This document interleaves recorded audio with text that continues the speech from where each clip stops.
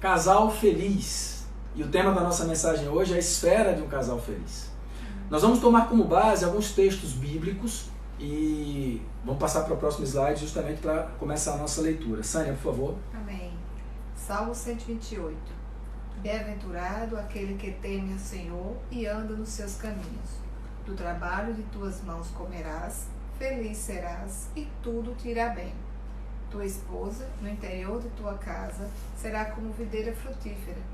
Teus filhos, como rebento de oliveira, à roda da tua mesa. Eis como será abençoado o homem que teme ao Senhor.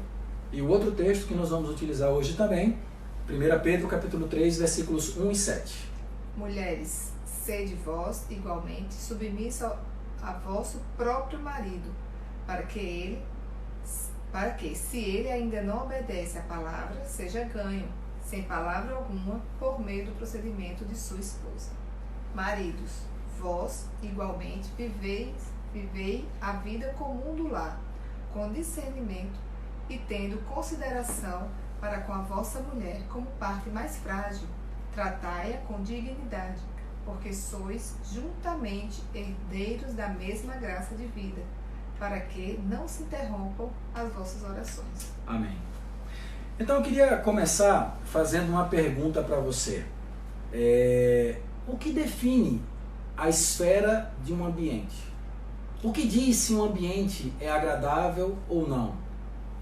As pessoas às vezes pensam que é a qualidade do espaço, o tipo da casa. Mas na verdade o que define se um lugar é agradável ou não são as pessoas que estão lá. Sim. Não é verdade? E aí a pergunta que eu quero fazer é: como é que é o ambiente da sua casa? Como é que as pessoas, quando entram na sua casa, se sentem? Como é que a sua família se sente junta dentro de casa? Isso faz toda a diferença, porque o que determina se um ambiente é bom ou não são as pessoas que estão ali. Eu já tive experiências de ir para lugares luxuosos que eram ambientes tristes, sem graça. Como da mesma forma já fui para lugares extremamente simples, onde a alegria reinava.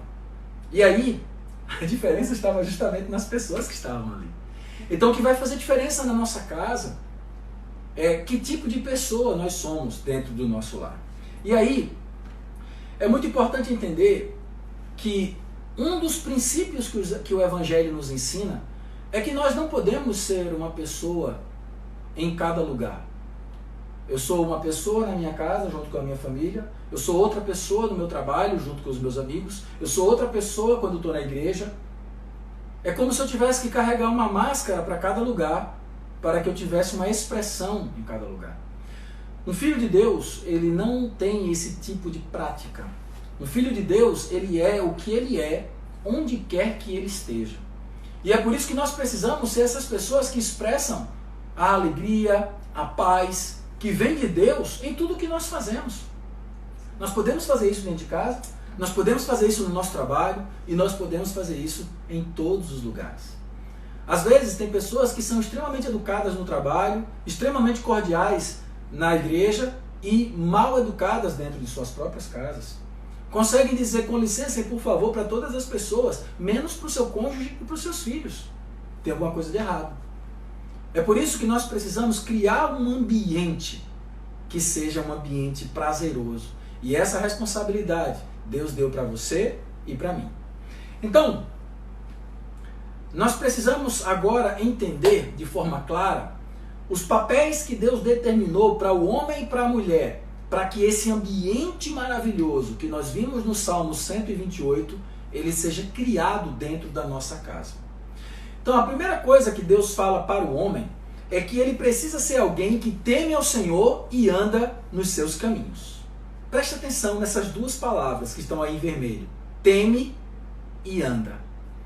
O homem, ele precisa ser alguém que teme ao Senhor e ele precisa ser alguém que anda nos seus caminhos. Louvado seja o Senhor. E aí a primeira pergunta que eu quero fazer para você é: você teme a Deus, querido varão, querido homem, querido irmão que está nos assistindo nesse momento? O que é temer a Deus? Muitas pessoas confundem essa palavra. Acham que temer a Deus é ter medo de Deus. Mas não é ter medo de Deus. Temer a Deus, na verdade, é ser alguém que o ama ao ponto de não fazer nada que o desagrade. Esse é o primeiro grande desejo de Deus para o homem que serve a Ele. Ser um homem que o teme, ser um homem que não faz nada que o desagrade. Então, quando eu temo a Deus, eu o amo tanto que eu não faço nada que o desagrade, que o desanime. Louvado seja o Senhor. E aí, o que é que Jeremias 17, versículos 7 e 8 nos ensina a respeito disso? Por favor, Senhor. Bendito o homem que confia no Senhor e cuja esperança é o Senhor, porque ele é como a árvore plantada junto às águas, que estende as suas raízes para o ribeiro e não receia quando vem o calor, mas a sua folha fica verde, e no ano de sequidão não se perturba e nem deixa de dar fruto. Como um homem que teme ao Senhor, eu preciso ser um homem que confia nele. Temer é amar ao ponto de não fazer nada que o desagrade.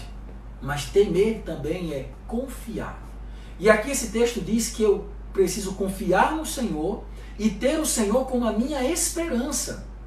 E tal homem, ele é o quê? Ele é como uma árvore plantada junto às águas. Enquanto tudo ao redor fica seco, enquanto todas as situações podem se tornar desesperadoras, para esse homem que confia no Senhor, ele está sempre verde, ele está sempre cheio de vida, ele tem sempre uma palavra de encorajamento para a sua família. E aqui conclui dizendo, e no ano de sequidão, não se perturba, nem deixa de dar fruto.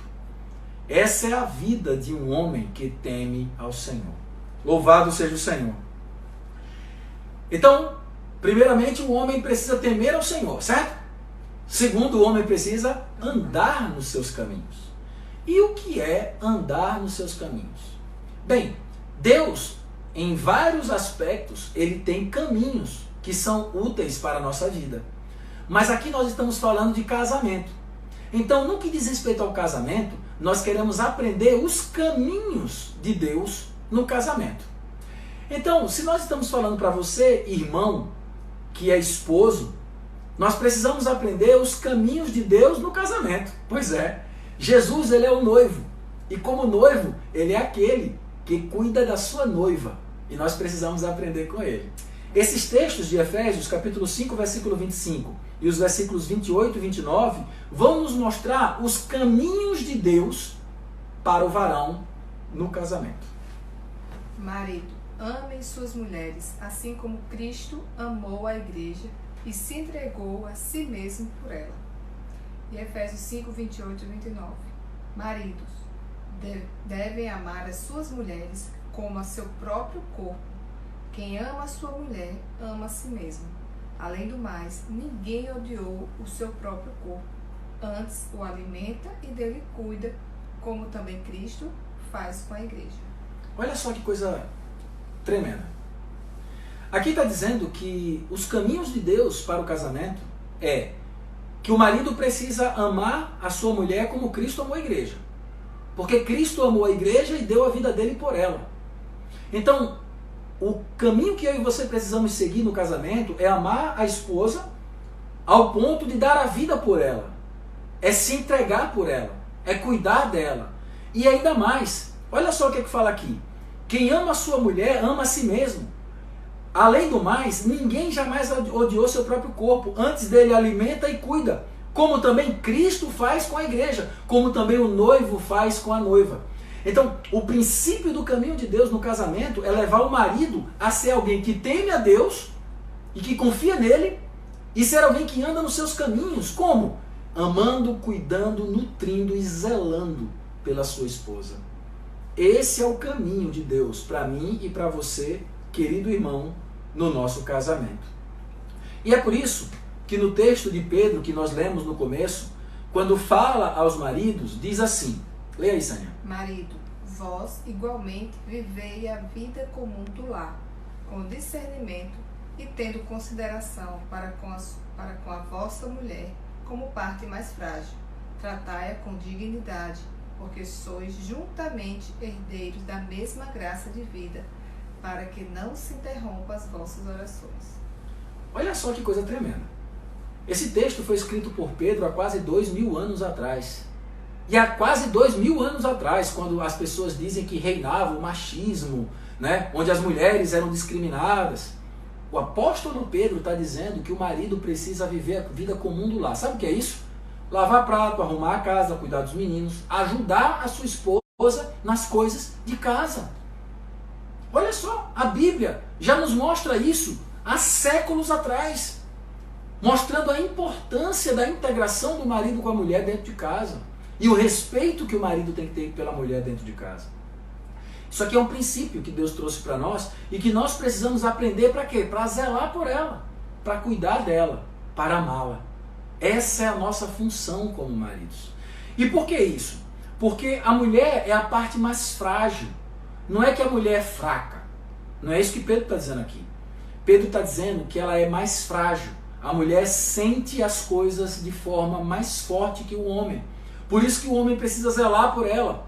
E principalmente porque ambos, marido e mulher, são parceiros e eles recebem a mesma graça de vida. Eu já falei em mensagens anteriores que essa graça, essa palavra graça, ela é única em toda a Bíblia, mostrando que Deus tem uma graça especial para o casamento. Louvado seja o Senhor. E tudo isso para quê? Para que marido e mulher não interrompam suas orações. Para que esse ambiente de consagração, de união, ele seja mantido. Por isso, querido irmão, você tem uma grande responsabilidade nisso. E você precisa assumir o seu papel. Amém. Então, eu deixo o convite para nós, como crianças ainda na palavra de Deus, varões, podemos subir esse caminho. Amém. Que Deus possa trilhar e nos tornar esses maridos adequados. Que o Senhor nos ganhe plenamente. Bem, agora nós vamos falar um pouquinho para nossas queridas esposas, né? Se o marido, ele tem que ser um homem que teme a Deus e anda nos seus caminhos, a mulher tem que ser o quê, Sânia? Tem que ser como a videira frutífera, como está no versículo agora. Que está no Salmo 128, né? Uma videira frutífera aonde? No interior de sua casa. No interior da casa. Rapaz, quando eu vi esse versículo a primeira vez, eu fiquei pensando assim, meu Deus, como é que é ter uma videira dentro de casa, né? A gente, aqui em casa, a gente tem uma videira, mas ela fica lá do lado de fora. E de tempos em tempos a gente tem que podar, né? Porque senão ela vai para a casa do vizinho, vai para todo canto, ela sai se espalhando na casa inteira. Aí eu estava imaginando, o que Deus quer dizer que a mulher tem que ser uma videira no interior da casa, uma videira frutífera? Isso quer dizer que a mulher, Deus deu à mulher a capacidade de perceber tudo o que acontece ao seu redor. E ela pode sim e deve ser uma videira que se espalha por toda a sua casa, para que ela saiba tudo o que acontece dentro do seu lar. Só que o que é que tem acontecido nesses tempos modernos? A mulher tem se ocupado com tantas coisas, tem buscado tanta besteira, tem dado importância a tanta coisa que não tem valor, que as coisas estão acontecendo dentro da sua casa e a mulher não percebe. E muitas vezes o mal entra dentro do seu lar e a mulher não percebe. Lembre que a responsabilidade de edificar a casa é sua, querida irmã. Por isso que você, como essa videira, precisa se espalhar na sua casa, para que tudo o que acontece dentro do seu lar, os seus olhos estejam atentos. Para que no momento certo, o que tiver que ser ajustado, seja ajustado, o que tiver que ser corrigido, seja corrigido, e o que tiver que ser eliminado, seja eliminado. Amém. Louvado seja o Senhor. Então o que é que a mulher tem que ser? O que é que diz Provérbios 14:1? A mulher sábia edifica a sua casa, mas a insensata com as próprias mãos a derriba. Então, a mulher sábia, ela edifica. Sânia, e me fala um pouquinho, quantos papéis a mulher tem hoje em dia? Vários, porque a mulher trabalha, a mulher é mãe, a mulher é secretária, a mulher é cozinheira, a mulher é limpa, é médica, é enfermeira, é tudo, né? A mulher faz muitas coisas hoje em dia, né? E tantas coisas que a mulher faz, e essa é a parte mais bonita da mulher, né? Deus deu à mulher essa visão holística, né? Essa capacidade de fazer várias coisas ao mesmo tempo. A mulher consegue equilibrar tudo isso quando ela está no caminho adequado, quando ela está firmada em Deus. Qual o problema de muitas mulheres hoje? Por que elas não conseguem equilibrar todas as atividades? Porque elas não têm vivido na presença de Deus. Uma mulher na presença de Deus, como fala Provérbios 31, a gente vai ver isso mais na frente, a mulher virtuosa, ela é uma mulher que ela equilibra tudo. Tudo na sua vida é dar certo, tudo na sua vida é abençoado. Tem mulheres que acham que para ela conseguir fazer isso, elas têm que viver deitada numa rede, tomando água de coco, com 10 empregadas servindo. Nada disso. A mulher virtuosa não era assim. A mulher virtuosa era uma mulher diferenciada. E é por isso que o versículo seguinte diz o quê? Mulher virtuosa, quem a achará? O seu valor excede de rubis. E algumas versões de finas joias. Então, por que o valor dessa mulher virtuosa é tão elevado? Porque pedras preciosas, metal precioso, ouro, você não encontra em qualquer lugar. E é por isso que a própria Bíblia mostra que a mulher virtuosa é rara. Mas ela não é rara, não é só porque ela é difícil de encontrar. Ela é rara porque não é toda mulher que deseja ser uma mulher virtuosa. Porque a vida de Deus, ela foi colocada em você para você ser essa mulher virtuosa. Amém. Basta você buscar o trabalhar de Deus em sua vida, para que você seja essa mulher. Mas o que é que nós vemos hoje? Nós vemos muitas mulheres, na verdade, no lugar de estar edificando sua casa, acabando trazendo problemas para o seu lar. E por quê? Porque não tem sido uma mulher sábia. E a pergunta é, quais são os caminhos que eu preciso trilhar para me tornar essa mulher sábia? Primeira coisa, 1 Pedro 3,1 diz como? Mulheres, sede vós igualmente submissa a vosso próprio marido, para que, se ele ainda não obedece à palavra, seja ganho sem palavra alguma, por meio do procedimento de sua esposa. Então, aqui tem alguns pontos muito importantes que são princípios para a vida da mulher. Primeiro, a mulher ela precisa ser submissa ao seu marido. E aí eu queria reforçar que isso daqui não tem nada a ver com machismo, isso aqui não tem nada a ver com coisas da antiguidade. Submisso diz respeito a estar ligado à mesma missão. Deus deu uma missão ao marido e a mulher ela é submissa a essa missão que Deus deu ao marido. Isso é submissão. É como piloto e copiloto de um avião. Quem é mais importante? Já parou para pensar nisso? Os dois têm igual importância. É por isso que os dois precisam estar do lado um do outro. Se você já entrou na cabine de um avião, a cadeira do piloto não é melhor que a do copiloto. O piloto não tem mais comandos do que o copiloto. Eles têm tudo igual. A diferença é que um é responsabilizado. O que Deus faz com o homem é que traz a responsabilidade para ele, mas os dois precisam exercer a mesma missão. Louvado seja o Senhor. E você, querida irmã, precisa aprender a conduzir seu marido para a missão que Deus deu a ele. Esse é seu papel como mulher sábia que edifica a sua casa.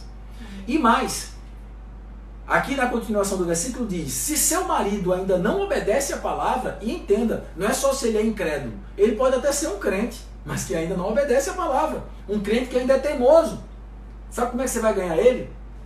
Sem palavra. Como é que ganha, Sânia? Sem palavra alguma. Pelo procedimento. Mas o que é que muitas das mulheres às vezes fazem? Façam palavra. Briga, reclama, discute, achando que isso daí vai fazer o marido mudar. E os anos passam e nada acontece. Por quê? Porque o que a Bíblia diz, e creia na palavra de Deus, porque ela não falha, a mulher ganha o marido sem palavra alguma. A mulher ganha o marido pelo quê? Olha o que o versículo diz. Pelo seu procedimento. Então, querida irmã, creia na palavra. A palavra diz que quando nós, como irmãs, vocês como irmãs, guardam isso num santo procedimento e levam seus maridos para o caminho que ele tem que ser, sem palavra, mas pelo procedimento, isso faz com que seus maridos sejam ganhos. Amém. Creia na palavra de Deus, ela não falha. E mais, a mulher virtuosa é essa mulher mais do que especial. O texto é grande, mas eu quero chamar a atenção para alguns pontos aqui, tá? Que fazem da mulher uma mulher virtuosa. Primeiro ponto, mulher virtuosa, quem achará? Seu valor excede o de finas joias. Então, primeira característica dessa mulher, ela busca lã e linho e de bom grado trabalha com as mãos. Então, a primeira característica da mulher virtuosa, ela não é preguiçosa. Ela não faz corpo mole. Ela é uma pessoa que luta, que batalha todos os dias. E ela faz de bom grado, ela faz alegre, ela faz com gratidão. Segunda característica da mulher virtuosa, a sua lâmpada não se apaga de noite. Preste atenção nesse ponto. A sua lâmpada não se apaga de noite. O que é que diz Provérbios 20, 27? O espírito do homem é a lâmpada do Senhor. E aqui, essa mulher tem uma lâmpada que não se apaga, quer dizer que essa mulher tem um espírito que brilha. Essa mulher tem um espírito que ela é encorajadora. Ela fortalece a sua casa por meio do seu espírito. Olha que coisa gloriosa. Querida irmã, Deus quer isso para você. Que você tenha uma lâmpada que brilha dentro da sua casa. Que mais? Abre a mão ao aflito e ainda estende ao necessitado. Terceira característica da mulher virtuosa, ela é generosa. Sim. Ela não é egoísta, ela não pensa só em si, mas ela tem um coração aberto para ajudar e para socorrer as outras pessoas. Amém. Olha, podia parar nessas 3 características que já estava maravilhosa, né? Mas tem muito mais características ainda essa mulher virtuosa. Continuando, diz assim, ó: no tocante à sua casa, não teme a neve, pois todos andam vestidos de lã escarlata. A neve, na Bíblia, refere-se ao período da tempestade, da dificuldade, dos problemas. E aqui ela dizer que todos na sua casa estão vestidos de lã escarlate ou lã vermelha, quer dizer que todos na sua casa estão cobertos pelo sangue de Cristo. Ela é uma mulher que leva a sua família a estar limpa e reconciliada com Deus. Aleluia. Amém. Que mulher maravilhosa, né? Sim. Continuando, ainda tem mais, Sânia? A força e a dignidade são seus vestidos. E quanto ao dia de amanhã, não tem preocupação. Poxa vida! Aqui está dizendo que a mulher virtuosa não é ansiosa. Oh, Senhor Jesus. Em geral, as mulheres são ansiosas, né? Mas o que é ansiedade? Ansiedade é a insegurança com algo que eu não sei se irá ou não acontecer. E as mulheres são ansiosas por natureza. Por isso que eu não posso andar na minha natureza. Eu tenho que andar pela vida de Deus. Deus, ele nos proíbe de ser ansiosos. Por quê? Porque a ansiedade elimina a fé. A fé é a certeza. A ansiedade é a incerteza. É justamente o contrário.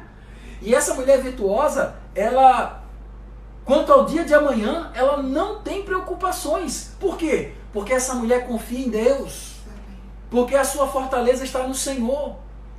Ela não fica dando jeitinho, nem procurando fazer as coisas para ver se tudo vai melhorar. Não, ela confia em Deus. Amém. Louvado seja o Senhor. Sim. Eu poderia dizer que essa mulher virtuosa não perde o sono. Verdade. E que mais? Fala com sabedoria e a instrução da bondade está na sua língua. Olha só, ela fala com sabedoria. O que é falar com sabedoria? Falar com sabedoria é falar depois de orar. É falar depois de se encontrar com Deus.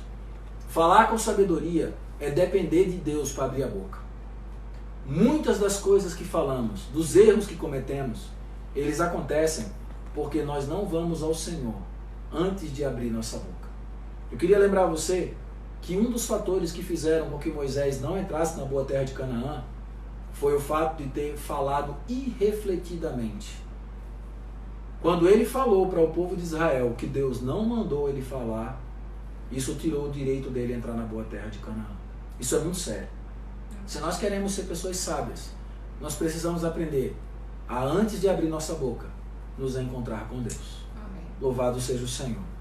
Além dela ter a bondade, a palavra de sabedoria, né?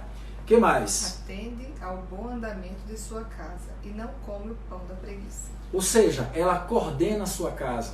Ela sabe tudo, ela é aquela videira espalhada.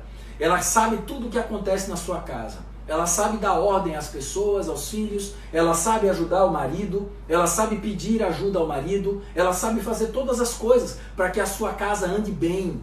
Ela assume a sua responsabilidade. E o que mais? Seu marido a louva, dizendo: muitas mulheres procedem virtuosamente, mas tu a todos sobrepuja. Que coisa linda. Para glorificar esse momento, ainda ela tem um marido que a louva, que a reconhece. Um marido que sabe apreciar tudo o que ela é. Mas você pensa que é porque o marido já era assim? Não. A mulher virtuosa, ela ajudou seu marido a ser assim. Por isso que dizem que do lado de todo grande homem tem uma grande mulher, né? E isso é verdade, tá? Amém. E para finalizar, a mulher que teme ao Senhor, essa será louvada. Olha só que coisa gloriosa. Aqui no final diz que essa mulher, ela será louvada. Eu espero que depois de ver todos esses textos, você não possa olhar para você mesma e dizer assim: isso aí é muito elevado, dá para mim não. Porque eu vou dizer para você que você está certo. É muito elevado e não dá para você. Só Deus pode fazer isso. É por isso que eu e você precisamos aprender a depender de Deus. Nenhum homem é capaz de temer ao Senhor e andar nos seus caminhos. Só Cristo pode fazer isso no homem. Nenhuma mulher pode se tornar uma mulher virtuosa como a mulher de Provérbios 31. Só Deus pode fazer isso. Então, o que é que nós podemos dizer no final de tudo isso? Que se nós não aprendermos a viver a vida de Deus e não aprendermos a depender de Deus, nós jamais conseguiremos cumprir o nosso papel dentro do nosso lar. Todos os nossos problemas, todas as dificuldades que nós enfrentamos, elas são simplesmente resultado da nossa vida independente e de não dependermos do Senhor no nosso dia a dia. Por isso que, como marido e mulher, nós precisamos tomar a palavra que um dia Jesus Cristo repetiu e que Deus tinha falado assim que criou o homem. Amém. Deus disse: portanto, deixará o homem seu pai e sua mãe, apegar-se-á a sua mulher, e serão ambos uma só carne. Amém. Deus nos uniu para isso. E Deus nos uniu para que nós pudéssemos, como casal, aprender a depender dele em todas as coisas. Um casal que depende de Deus aprende a cumprir o seu papel, marido e mulher, e aprende a tornar a sua casa uma esfera feliz e abençoada. Amém. Isso é o mínimo que Deus deseja para você. Por isso, tome posse daquilo que Deus te prometeu e faça com que isso seja vivido na sua casa e na sua vida. Amém. Que Deus te abençoe. Queria saber agora se temos alguma pergunta. Não temos perguntas? Louvado seja o Senhor. Então vamos orar para nós concluirmos o nosso último passo. Amém? Amém. Senhor Jesus. Amém. Senhor, nós te agradecemos por esse momento e nós te agradecemos porque o Senhor nos deu essa graça de concluir esses 10 passos. Amém. Obrigada. Nosso desejo é que essas palavras possam nos ajudar Amém. a ser casais melhores, Sim. a ser famílias melhores Amém. e a ser pessoas que cooperam mais com o Senhor. Amém. Que as nossas casas sejam testemunhos Sim. para que as pessoas possam enxergar Amém. o que Deus pode fazer numa família Sim. que aprendeu a depender dele. Amém. Seja conosco, Sim. Senhor, abençoe também cada casal, Amém. nos leve a prosseguir e que as nossas vidas sejam esse testemunho Amém. para tantos outros casais Amém. que estão precisando dessa palavra. Amém. Nos abençoa Jesus. e nós te agradecemos em nome de Jesus. Amém. Amém. Senhor Jesus. Queridos, chegamos à conclusão do nosso curso. As mensagens elas estarão disponíveis no Instagram até amanhã, né? Essa mensagem de hoje estará até amanhã, mas no Facebook e no YouTube as mensagens ficarão disponíveis para quem quiser depois ouvir novamente, tá bom? Como Germano César. Germano César é o meu Facebook e no YouTube lá é o canal Abençoando Minha Família, é o nome do canal. Canal Abençoando Minha Família. Então você pode ir lá e ouvir as mensagens. Pode também entrar em contato conosco, caso seja necessário, tá bom? E estamos abertos para a comunhão. Que o Senhor abençoe vocês e que vocês possam também ajudar outros casais da forma como vocês foram ajudados. Amém. Jesus é o Senhor.